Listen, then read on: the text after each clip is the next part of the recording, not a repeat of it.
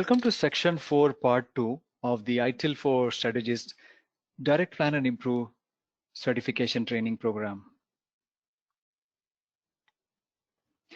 In this part 2, we are going to look at the assessment techniques.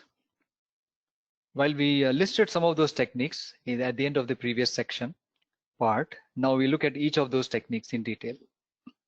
And the first one is the gap analysis. While several techniques exist in the market for gap analysis, which are very specific way of working on the gap analysis, all of them have a specific approach in common.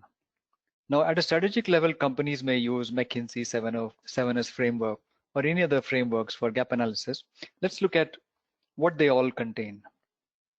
The gap analysis is the identification of differences between actual practice and assessment criteria, used to compare the current state with the desired future state, highlight the nature and scope of the gap between the two states, provides a basis for plans to move towards objectives, consider where the organization is and where it wants to be, what competitors are or becoming, where customers want the organization to be.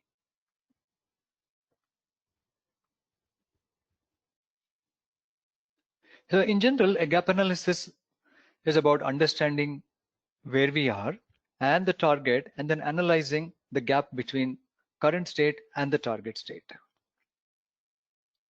So for example, to fill the gap, let's say for example, to increase a skill level, the gap is in the skill level, then certain training might be necessary. Or if to improve certain procedures, the procedures may have to be improved. And that gap should be clearly understood as to what the current procedure is and what the expected outcome from the improved procedure is. So that's why usually in gap analysis, there is always some change to either a process or a procedure, or some change to the organization structure, or maybe some changes to information which is being processed, or sometimes change to the technology being used. But that is part of the solution. So usually a gap analysis is followed by the blueprint or the solution to reach the target. That's why it's important to analyze the gap itself.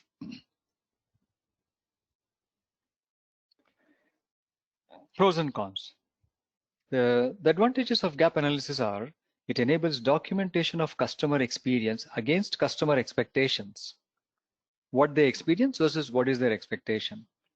Provides a basis for prioritization, meaning from the gap analysis,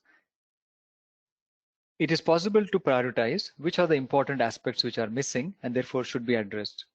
Can collect productivity measures as part of the current state and can document product or service features which need development.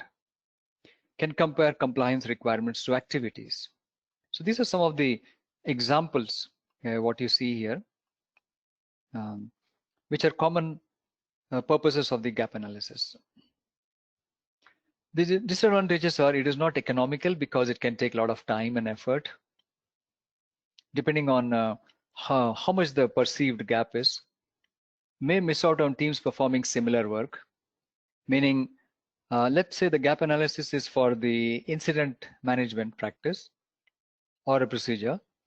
Now it's possible that some of the people may not be performing because they're also doing some other work like change management or a change work. Therefore, it may be seen as a gap, but also a dual role working, which may be good. So on one hand, there is a gap. On the other hand, there is some good thing being done also, if that is appropriate. So as long as that is clearly understood, then gap analysis is okay. Otherwise, some of the data or some of the analysis may be incomplete as to why certain things are being done in a certain way or unproductively. Interpretation of the results is subjective. For example,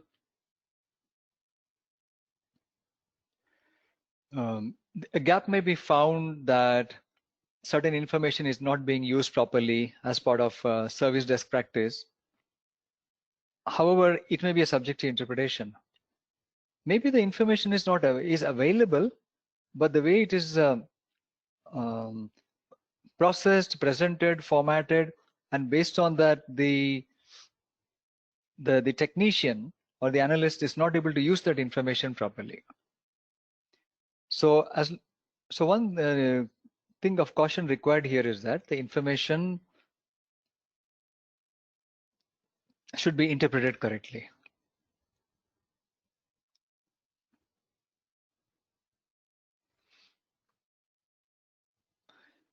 Okay, so with that, gap analysis is done. So for the exam, it is essential to know the basics. What is the purpose of or the meaning of each of these assessment methods, rather than going into the detailed approaches for each of these methods. The next one is SWOT analysis. Strengths, weaknesses, opportunities, and threats. SWOT is a strategic tool, a strategic management tool, which can be used in many situations. For example, when identifying risks at an initiative level, identification of strengths, weaknesses, opportunities, and threats can be carried out at any level in the organization, can be at the topmost level and can also be at a lower level, like a procedural level. Comparison with competitors. One of the advantages of this, it is about external versus internal. In fact, SWOT analysis uses the PESTLE or the PESTLE scenario analysis. It looks at the external opportunities and threats based on internal strengths and weaknesses. So if you see here, strengths and weaknesses are internal. An organization may have its own strengths or its own weaknesses, or a certain small group of people may have their own strengths and their own weaknesses, which affect ability to meet objectives. And because of those strengths, there may be some opportunities to the organization. And because of those weaknesses, there may be, say, some threats as well.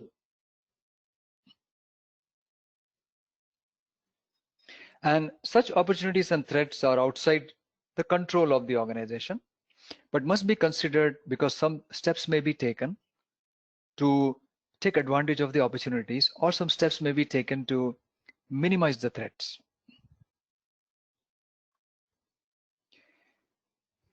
So this analysis provides information to mitigate or reduce threats, exploit opportunities to take advantage, to maximize them, to harness the strengths of the organization or a group, and to minimize the impact of weaknesses of the organization or a group.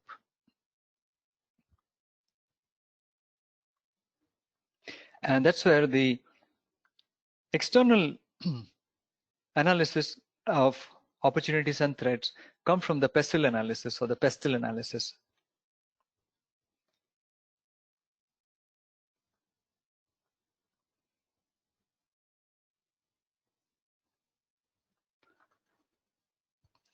Some more specific meanings here. Strengths mean the characteristics that give the business its competitive advantage, like internal culture, flexibility.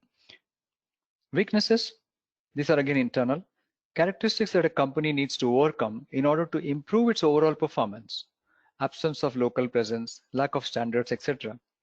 Therefore, these strengths may lead to certain opportunities, and some actions may be put in place to exploit or enhance these opportunities. External elements that could be pursued in the future to generate value. Example, market need, brand, happy reference customers, etc. Maybe the organization has strengths in certain technology or certain types of delivery of products, and they could take advantage of that and meet some of the opportunities in the market.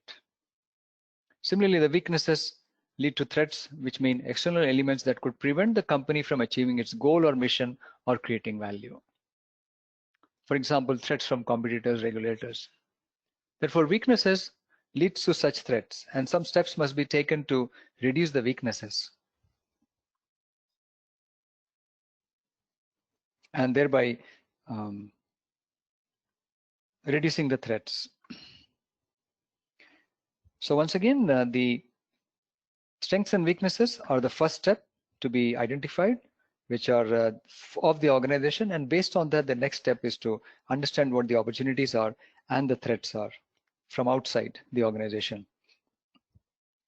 When a SWOT analysis is done in more depth, it goes into a confrontational model, which we won't cover in this course. But in case you have been using SWOT, you may be able to connect to that confrontational model. We'll, however, take an example, a more clearer example of SWOT analysis. This is the SWOT of an organization, and the internal strengths and weaknesses are established processes, intelligent people, exceptional understanding of the company network, dedicated, enthusiastic staff. Therefore, such strengths may lead to identification of certain opportunities in the external market, like offering the cloud computing or managed services or VoIP business phone systems or mobile device management. Why? Because they have these strengths. At the same time, the market is, there is a demand or the opportunity in the market for this. Sometimes there could be a cloud computing opportunity or demand, but the organization doesn't have that strength. Then it is not worth pursuing that opportunity. So this chart here is actually the final chart based on all those analyses. Similarly, weaknesses: lack of strategic planning, lack of scalability, inconsistent standard operating procedure, funding model for IT, which may lead to some threats like hostile security environment, increased expectations versus capacity, funding levels and priorities, increases in devices to support. Maybe the operating inconsistent procedure or the funding model or lack of scalability in particular may prevent the ability to support more devices. So again, these are the final threats which have been identified. But the cross-checking, as in the confrontational model, which I briefly mentioned, so even if there is an opportunity, these weaknesses may not be conducive for those opportunities. Therefore, even though there are strengths, we cannot consider strengths in isolation for the opportunities. Even the weaknesses must be considered in order to finalize on the opportunities. And similarly on the threats, just the weaknesses should not be considered. The strengths also should be considered, whether some of the threats can be removed or reduced based on the strengths. Then it makes a real good SWOT analysis, rather than using a straight-to-straight linkage here.